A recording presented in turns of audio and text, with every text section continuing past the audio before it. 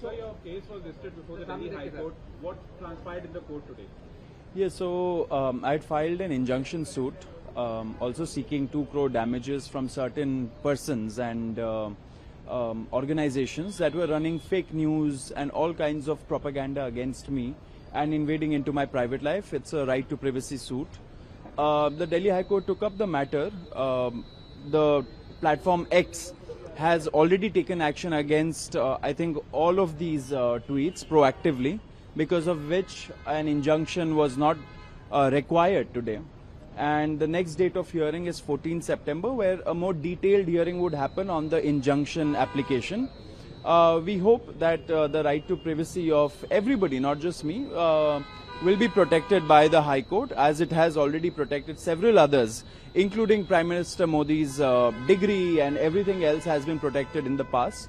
So I'm sure the right to privacy application will also succeed in that manner. We have full faith on the Delhi High Court.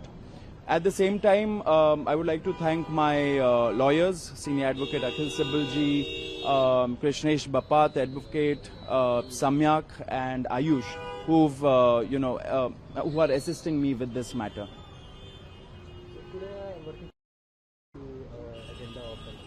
Today, the National Working Committee of the Cockroach Janta Party will be convening at 2 p.m. We'll all be meeting online because everybody is in different states and are working on the School Theek, Karo campaign.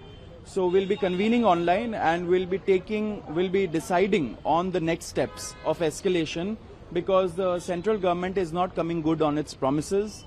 The July 25 agreement, which had happened, because of which, in good faith, the Cockroach Janta Party had withdrawn from the agitation after a major win of taking resignation of Dharmendra Pradhan. Those fulfillments are not being adhered to, and the timelines are not being adhered to by the central government. Today we'll decide on what should be our next escalation options, and we'll put out a media statement shortly thereafter. Last question regarding the BCI issue. BCI defied the election, so he's not going to resign and he has no pressure. How do you see this? It's a dictatorial mindset, because just because you are elected through some means doesn't mean that you do not listen to the people of this country, to the constituents who have elected you.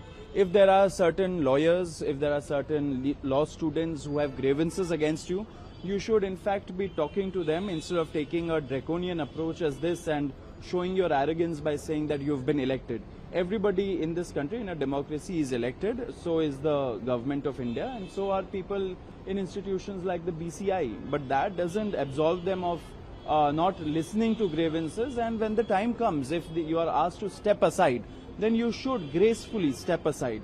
You should subject yourself to the probe, because now there are allegations that about 150 crores have allegedly been misappropriated by the BCI chairman. This is the letter that his co-chairman has written. I think there should be a fair investigation into the affairs of the BCI chairman, and the truth must come out. And until then, taking moral responsibility, I think Mr. Manan Mishra should resign. But on successive day, there was a lot of supporters in support of Mr. Manan Kumar Mishra. How do you see the gathering of loyalty? I think there were only about 20-25 people. In India, I don't think there's a big problem to gather 20-25 people who support you. There are supporters of convicted rapists also, for that matter. If you look at Haryana, you see Gurmeet Ram Rahim, the kind of supporters that gather for him. But that does not mean that he's absolved of all crimes just because 20-25 people or thousands of people gather for you. The law should take its own course, and moral responsibility should be restored. A standard should come, standard should be high when you are in public life, especially when you are elected to certain positions.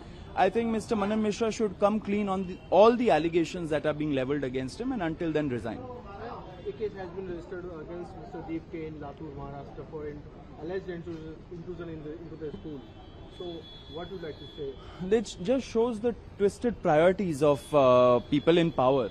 Because I feel when the young generation wants to take responsibility and fix our schools, where at a very fundamental age, children are given education, and which shapes them into, model citizens that they ought to be.